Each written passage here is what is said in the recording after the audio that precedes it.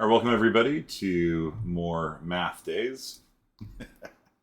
Today we're going to be studying cameras, the view frustum, the math behind it, and I'll probably steal some slides from Cal Poly and talk about culling as well.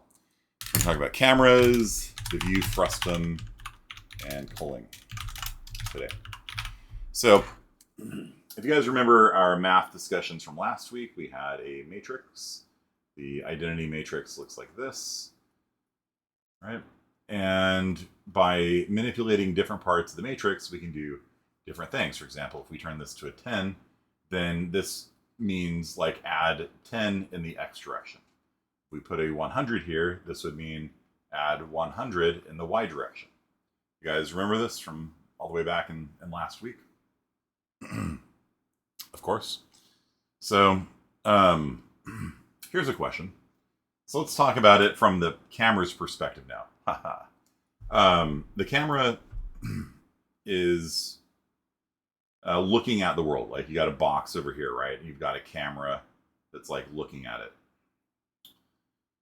How do we transform this coordinate here, which might be at like 10, 20, 30, and the camera is at, I don't know, 20, 30, 40. How do we transform this point so that it is 10, 10, 10 away from the camera? The camera's got a position and it's got a direction that it's looking in. Okay. So how do we, you need a cheat sheet for the sines and cosines. Like, I don't remember either. It's like, I could probably reverse engineer it with enough trial and error, but it's just the kind of thing that whenever I have to do that kind of math, I just pull up a cheat sheet. I'm like, okay, there we go. Last night I was actually trying to see if ChatGPT could actually answer some of these questions. And it's like, it's kind of complicated. I don't want to give you the code for it. Which I thought was hilarious. It's like, I'll kind of give you some high level, and here's a little pseudocode. But, like clipping a triangle to the edge of the screen, that's actually really complicated. So, it was kind of funny.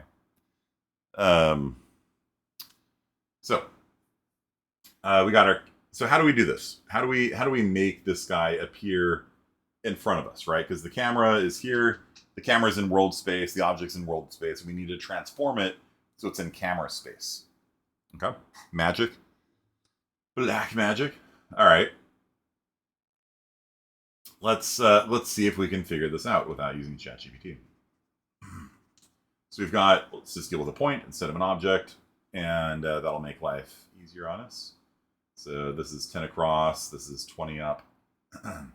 Let's say the camera is at 0, 0, 0, just to make life easy on us. Okay? And the camera is looking directly at the object, right? Then this guy is going to be whatever the hypotenuse of 10, 20, 30 is away from the camera, right in the middle of the screen. You guys with me? It's like, here's the screen, and you have to transform from camera space into what's called screen space. So there's screen space coordinates, and there's oftentimes what we call homogeneous screen space coordinates.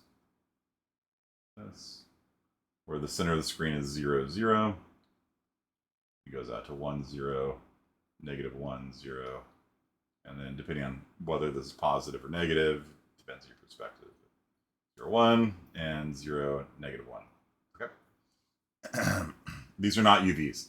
This is screen space coordinates. Rows and columns, essentially. So homogeneous screen space coordinates range from 1 on the right side, negative 1 on the left side. You're probably used to using it as rows and columns, right? So whatever the maximum row is, like 80, that's the right edge, and 0 is the left edge. And so if you're just using regular screen space coordinates, this would be 0, 0 up here. And the bottom would be like if you have 80 rows and 40 columns, 80 columns and 40 rows, this would be like 80, 40, or minus 1, right? So it's not actually in pixels. Translating to which pixels get drawn is actually the very last step. So there's a bunch of different steps here. It's like if I wanted to create a new object, like a little bit in the direction that I'm looking, you have what's called local space. And so that means like 2 units in front of me. And I don't care what my location is. I'm at 100, 1,000, a million. It doesn't matter. I'm creating a bullet 2 units in front of me. That's local space. Every time you use like vector forward and things like that, you typically, are going to use relative coordinates. That's called local space. Then there's world space, which is the actual coordinate of it in the game world. So the game coordinate of this point here, we're saying is 10, 20, 30. That's its world space coordinate. Then we have what's called camera space, where it's like how far is it away from the camera. And then you have screen space, which is, you even do this as like homogeneous screen space. And then finally that'll turn into screen space, which is the actual pixels. Pixel 50 across, 20 down is blue. And so this is typically, there's a whole set of transforms that will take you from each step along the way. So if I want to create a bullet 30 units in front of me, I'm going to say, take my forward vector and add it to my local origin, which is 0. And then that point needs to get drawn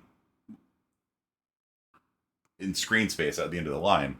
And so it's going to have to be transformed from local space into world space. If my location is 10, 20, 30, and I'm drawing it 10 to the right, that's going to be 20, 20, 30. And then the camera is looking at it.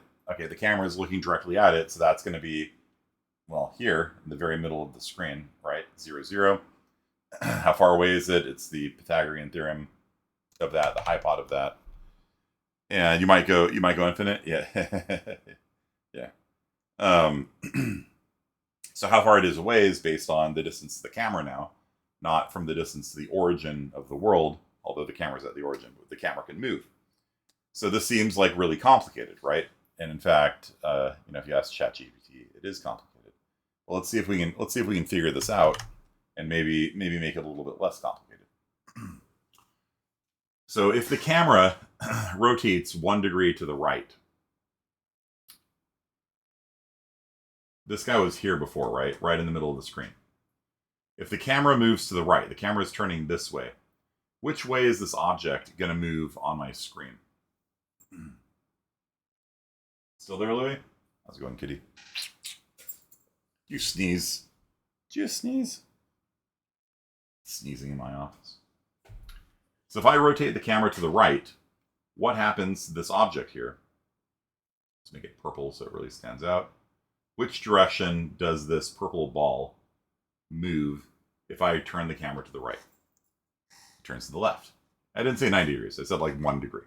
So if we rotate the camera like 1 degree to the right, then this guy is going to move essentially 1 degree left, right? And if we move the camera, let's say this guy, let's say the camera is here, and it's just looking straight down the x-axis. This guy is 10 units away. If I move the camera 1 unit to the right, the distance right now is 10 away, 10 units away, 10 inches away, 10 feet away, whatever. How far away is it now? If I move the camera 1 unit closer to the object, how far away is the object now? The object was 10 units away, and I moved it 1 unit closer. It's now 9 away, right? So, so every time I move the camera 1 to the right in the x direction, it's as if I had moved this guy 1 closer to me. Make sense? So every unit I move the camera right, it's like the object has moved left. And in fact, there's kind of no difference, right? Like if the camera No. Do not sharpen your claws on my drywall. No. Don't do that. So it's as if if this ball had moved 1 unit west, that is the same thing as if I'd moved the camera 1 unit east. It's the same thing, right? You guys with me?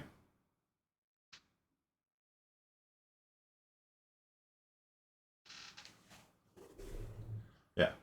So if we have a transformation matrix for the camera, and the camera is going to have an x value, a y value, and a z value, what happens in order to translate from world space into camera space, all you have to do is take the matrix inverse. Okay. So usually represented with a little -1. And so if the camera moves 10 east, then it's as if everything in the world had moved 10 west. But without having to like iterate across every object in the world and subtract 10 off of its position. It's a lot easier to just have the camera have its own transformation matrix. So just move 10 east here. And so what happens is you run this, you invert the matrix and run every object through it when you're transforming it from local space to world space to camera space to screen space. They all get run through the inverse of the camera matrix, and then they move closer towards you effectively. They're going to get bigger on the screen. Okay.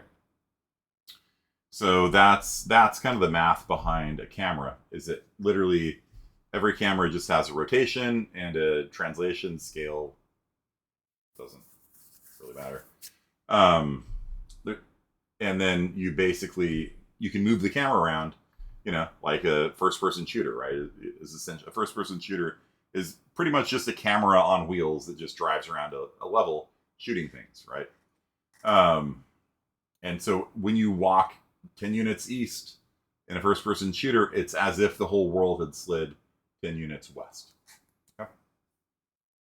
Now, a camera also has something called a view frustum. So view frustum is a square pyramid kind of looking thing. And you've got 6 different planes to define it.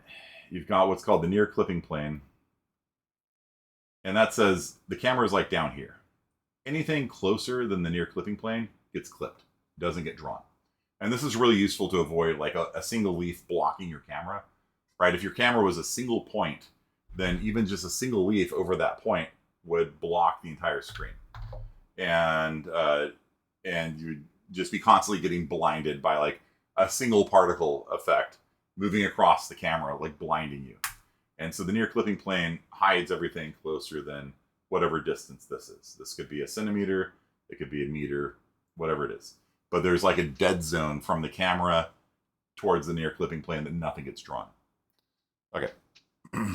It's a square pyramid. Yeah, if I could draw this. Okay.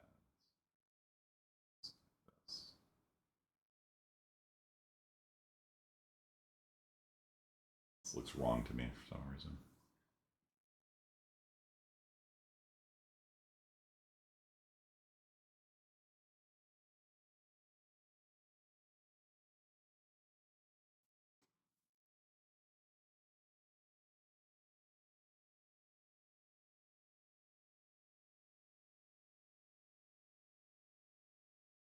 Yeah. Oh, not major. Okay. So you can modify the near clipping plane, you can modify the far clipping plane. So the far clipping plane, anything further away than the far clipping plane, if you have a tree over here or something, it doesn't get drawn because it is too far away. Nowadays in video games, we don't use far clipping planes as much or as strongly, but it used to be a serious optimization technique because if you just didn't draw things further than like a football field away, then all that detail in like Oblivion or whatever like just doesn't get drawn and doesn't have to be loaded and stuff like that. But what would happen is you'd walk forward and literally terrain would like appear in front of you as you walk. You can still see this to a certain extent today in kids games like Animal Crossing and stuff like that, where like as you walk forward, the world kind of rolls into view in front of you, and so you can never see more than like a little bit of the world at a time. And it's a really weird effect. It's like you're on this like little planet that's like this big, and as you walk forward, like the land sort of appears in front of you in Animal Crossing. My wife plays it too, Megan. So you can think of that kind of as like a far clipping plane where you can't see things further than a certain distance. Yeah, during the pandemic, Animal Crossing New Horizons was definitely an escape for a lot of people, for sure. I knew a lot of pharmacists that played it, for example. Far clipping plane, near clipping plane, and then you've got the edges, top down, left, right. If you were to draw a tree on the outside over here, this would get clipped out because it's off the side of the view frustum. If you tried drawing a tree over here, it would get clipped away because it's too far to the east that way. The tricky part is like when you have a triangle that is clipping across it, and then what you have to do is you have to find the point of intersection where the line intersects the clipping plane, and then that is going to turn into like a weird like quadrilateral, right? So that's not a triangle anymore because you cut kind of this part up there off. And so oftentimes you have to create like two triangles or something like that. And that sort of doubles your triangle, you know. It's a little bit weird. And you have to like if you got textures and stuff like that on it, like it's kind of a hassle to do it. And like I said, it was funny last night. I was sitting at a bar, having my left ear still hurts from that freaking karaoke machine being so loud. It's that press box last night. I was just like, I just want a sandwich. They're open right now. Let me get a sandwich. Now I'm deaf. Like I was just sitting there like, I wonder if ChatGPT can. And it's like, it's too hard. I don't want to explain it. Yeah, there's libraries that do this for you. You don't worry about it. I was kind of laughing. But yeah, you have to like, if you clip away, part of the triangle, you're not necessarily left with an actual triangle anymore. You're left with sometimes a quad. So, and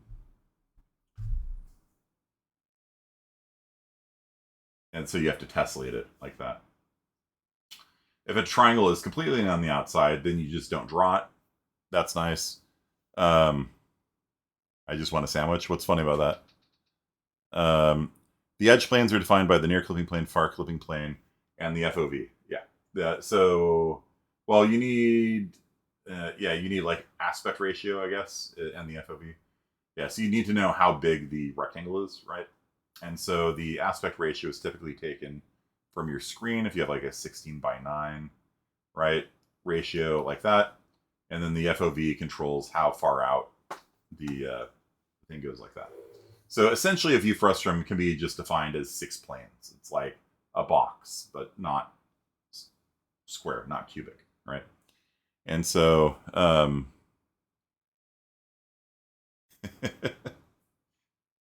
yeah, and they were not good at singing either. That was the worst part. Like, if at least they were good, the tinnitus would be worth it. You know what I mean? But they weren't terrible, but like, man, the songs weren't good, and the singing was like C plus. They weren't off key, but like, it's not worth it. Okay, so what you can define a view frustum by as a set of 6 planes with a normal, and the normal is the direction they're pointing in. And so a plane could be defined as sort of like a XYZ. You can think of it as an XYZ and a normal vector together. So here's the starting point of the plane, which isn't quite exactly right because it's infinite. But here's the starting point of a plane. Here's the direction that the plane's normal is. Ouch, I just stabbed myself. Let's do it with a flat part. There, and that can define a plane. Okay? And so if it's pointed that way, then in 2D, the plane would look like that. Okay? I have a point here, and that's another plane, right? So, a nice little hole in my hand now from stabbing it. A plane is a flying machine with wings. Airplane. You guys hear the gardeners outside? Okay, so if you want to find out if a triangle is inside of very slightly. Hello, kitty. I know. Alright. Why did that flip over there? Something.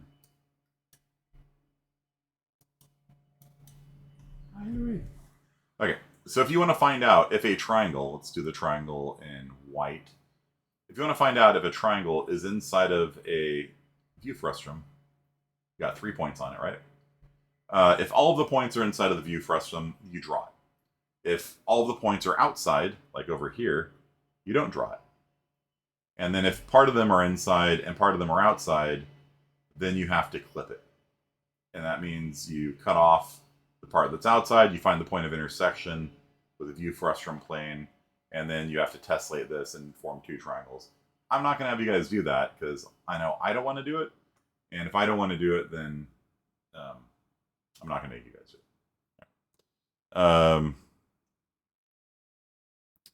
Just wonder what's with that buzzing noise. Yeah. Yeah, the cat's just nosing around. Like, it just loves exploring our house. Like, it just thinks it's the most interesting place in the world for some reason. Okay, so how do we tell if a point is inside of the view frustum? This is a question I'm now posing to Bruce. Bruce, we have a point for this plane. We have a normal vector. How do I tell if this point right here is in front of the plane or behind the plane? What's the tool that we have in our pocket that tells us if something is in front of a plane or behind a plane? That's all I'll say. See if you can figure this out. Cross product. You guessed wrong. It is dot product or cross product. Yes. It is one of those two. It is in fact cross product. Or, jeez, no. It is dot product. It is dot product, right? Because dot product tells you if two vectors are pointed the same way. Yeah. Cross product tells you if it's left or right. And so what you do is you take a displacement vector from the origin of the plane towards the point, and you dot product them together. If the answer is positive, it's in front. If you take a displacement vector to this guy over here, you get it, and you do it with the normal vector, you get a negative number. It's behind. You don't draw it. Simple as that. You do that for all 6 of the planes. If it passes all 6 of the planes, congratulations, it's on the inside of this pyramid with its head chopped off. You can draw it. If it is outside, you don't draw it. Simple as that. And we're just going to consider triangles that are fully outside and fully inside because doing tessellation and stuff like that is kind of annoying. Is there an optimization to that? Probably. You know, most of the things that I teach, like these are the kinds of things that like nerds have like spent a lot of time optimizing. You know what I mean? Like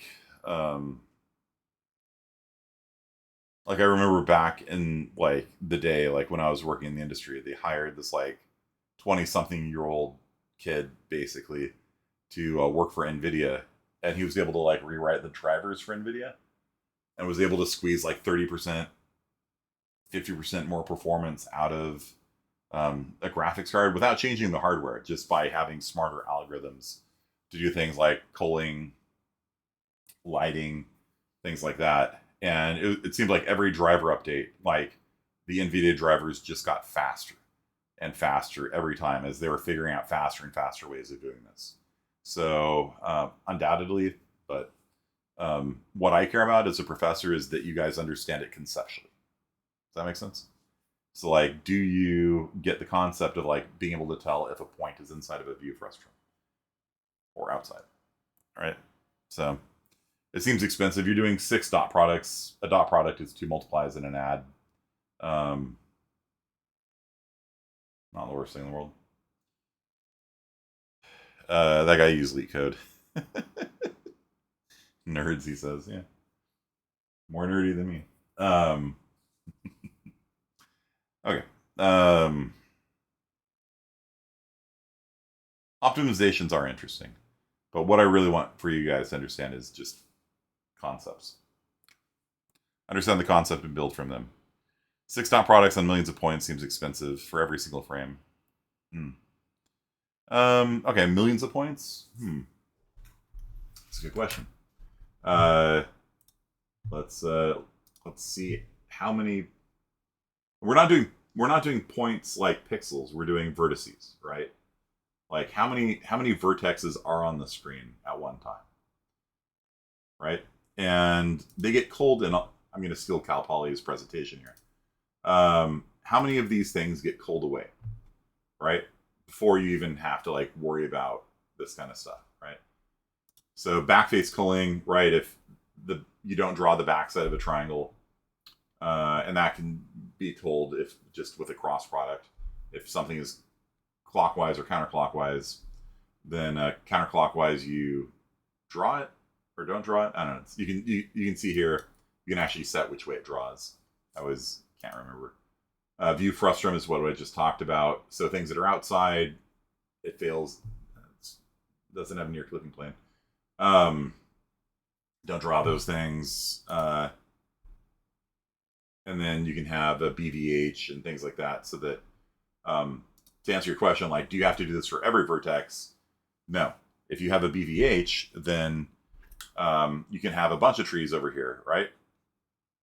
And you can wrap just like a ABBB around it, axis aligned bounding box around it, and all you have to do is test the four corners of the bounding box. If all four of them are outside the view frustum, none of those trees can be drawn. You might have a million triangles in here. You don't have to touch any of them.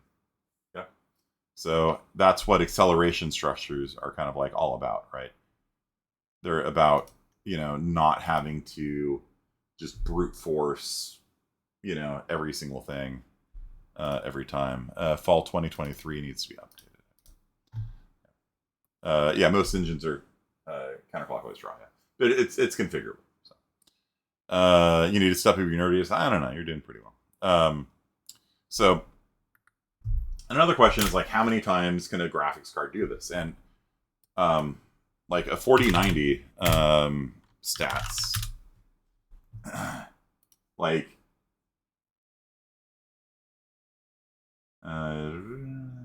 so it's like almost 50. It's almost like twice as fast as the 3090. The 3090 was already pretty hot stuff, right? So it's got 128 ray tracing cores for shooting rays through the world. It can do 82 billion floating point operations a second using standard 32-bit floats. 82 billion floating point operations a second. So, if you have a million vertices that have already passed all these culling tests, which means roughly, 800,000 triangles, which is plenty. Then if you have a million vertices and you want 100 frames a second, and each one of those vertices, so you're essentially at a billion, you can do like 82 operations on that vertex. Yeah, but that's kind of everything. It's kind of lighting and culling, and stuff like that. So you'd have essentially 82 adds and multiplies and things like that per frame, per vertex. And so having a good acceleration structure obviously helps that. Cutting down your triangle count obviously helps that. But then all this culling stuff also helps, right? So, all these things you can do to help throw away geometry as early as possible keeps you from having to run operations on geometry that you're just not going to be able to see. So, okay, there's a proper view first, right? If crossing let open, she'll handle it. That's fine. Or you just try drawing all of the pixels, right? If you try drawing a pixel, that's my lazy programmer approach. If it's like half on, half off, just try drawing all the pixels. If some of the pixels end up outside of the screen space, discard them. Like, who cares? Like it's, that's just me being lazy though. Hierarchical view, frustum culling, portal culling. Yeah, this is interesting stuff. So this is like what Quake uses. Okay, yeah. So this is actually very interesting stuff. So let's talk about this a little bit. So basically, if your camera is here, what you do is you take sort of the intersection of this portal and this portal. You draw two lines, like the blue lines here, is the camera, and where the door is, where a portal is. Your map format will have that. You basically can clip away everything that is outside of these kind of bright blue lines here, right? So the camera's field of view is the dark blue.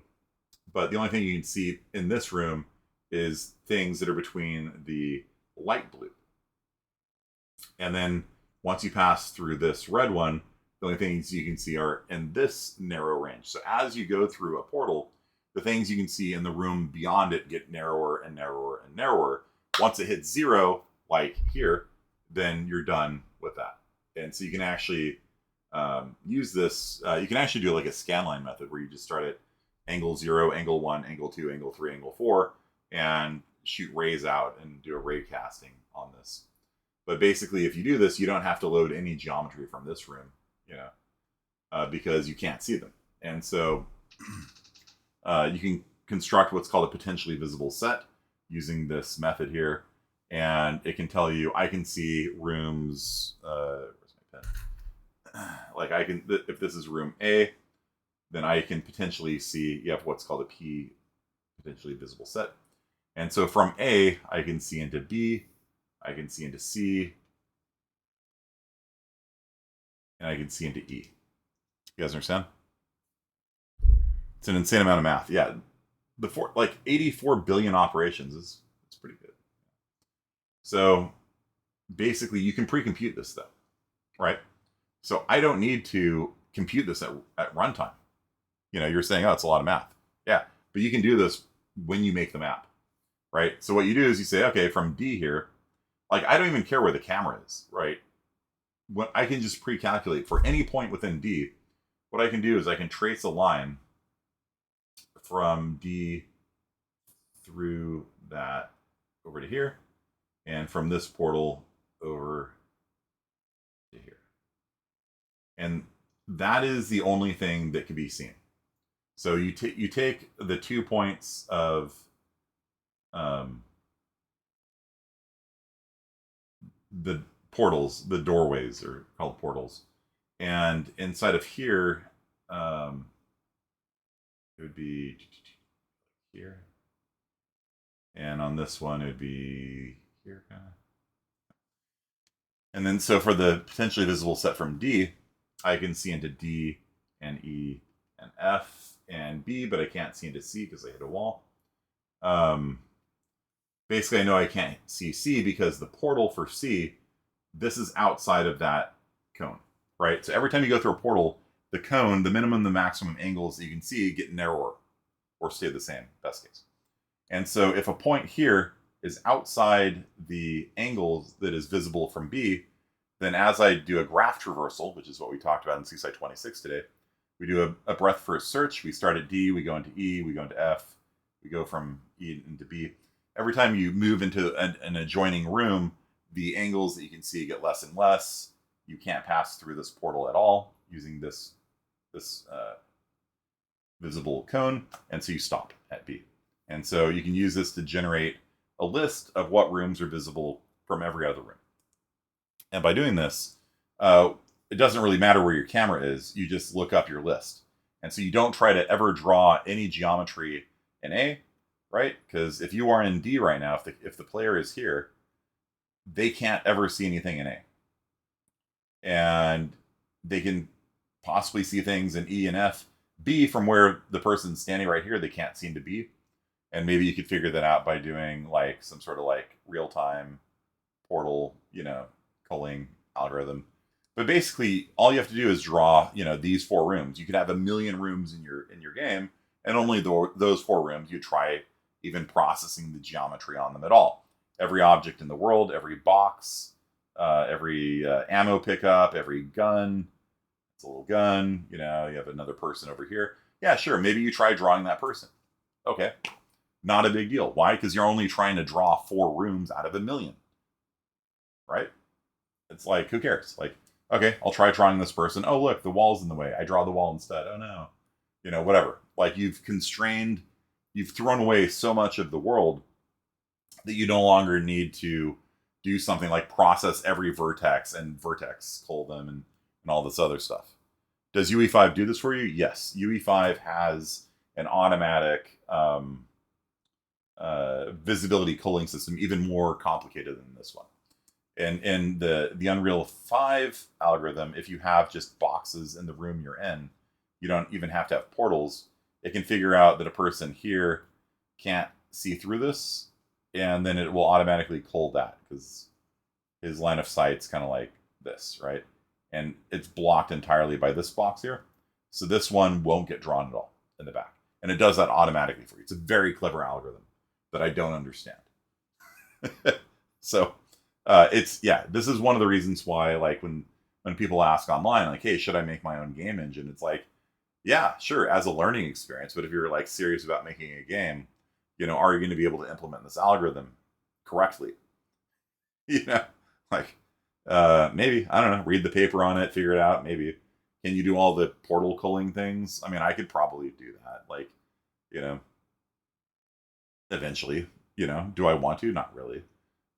It's done, And so there's a lot of people that have put a lot of brain power into Unreal Engine 5. And at this point, it's kind of like, unless I'm doing like a really trivial game, like a Flappy Bird, okay, sure, I could make my own engine for that. Who cares, I would just use Unreal 5 because there's so much intelligence baked into it. Like nanite, you've got like a 1 million triangle object over here somewhere, but it's so far away that it draws as 100 triangles instead. You know what I mean? Just automatic level of detail shifting and things like that just make it really, really hard to replace, with your own little toy engine. Oh, I've got a little ray tracing engine. Okay, that's cool. Neat. Okay, so 50B people. Is that all that I want to talk about? Occlusion culling. Yeah, that's what I was. Yeah.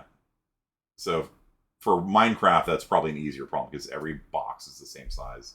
So you can figure out which boxes are blocked by which other boxes.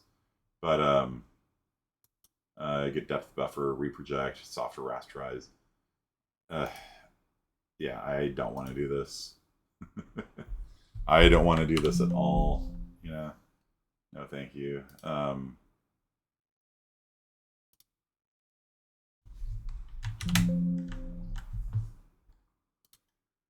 Frustum culling, yeah, things that are outside.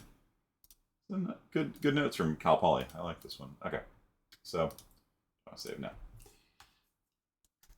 So yeah, Unreal just kind of handles it, but you can see things like this, like these trees appearing here. It's an optimization technique so that it's not trying to draw trees far away. It's one of the settings for my my grass generation thing where it will draw things only 100 yards away, 100 meters away. And it doesn't draw them. Why is an optimization setting, right? And if you have things like this, you can use what are called instant static meshes to further optimize stuff. There's a lot of tricks, a lot of intelligence that has gone into this, and landscape needs to be saved. Okay, let's save it then. So, okay, so your homework is billboard sprites. Yeah, it would be fun for the group of you guys to get together and build an engine, and that's what we're building towards this semester. We're gonna actually have you guys work on a engine together and make a game in the console that is a ray traced game together. Yep. So you are definitely cut out for it. All of you guys are. It's just a confidence issue and a knowledge issue and a skill issue. And you guys are fine, or you will be by the end of the semester. So what I'd like for you guys to do, you're a walking skill issue. So since you guys haven't really done any programming in a while, I'd like for you guys just to run through the ray tracing in a weekend thing. That's a fun little, it's not even a big deal, ray tracing in a weekend. I feel like this will probably help solidify a lot of the stuff that I'm talking about. And look, a vector 3 class, like you guys can make this, just like work through it. It'll help you understand normals and how it's not rasterization, but how like rendering to the screen works and stuff like that. So this will be due in a week, and it's literally a tutorial. It just walks you through the whole thing. It's real fun. It's real easy. So you haven't done any programming? Well, it's been math. We did just like math last week. So I know you guys have been itching to do more programming. Here's the thing where like it's all essentially handed to you. So just try and run through it and understand, like, here's positionable camera, like aspect ratio, and like this is like the stuff that we're talking about today. And it'll help you like solidify all this kind of stuff that we're talking about. Okay. So Veroni, you're gonna swap majors. Nah. It's great. It's holding your hand the whole way. You don't have to do it from scratch. They walk you through it. Okay. So that is it for 50B. today. And 58 people, you are up next. Let me stop this recording and start anew.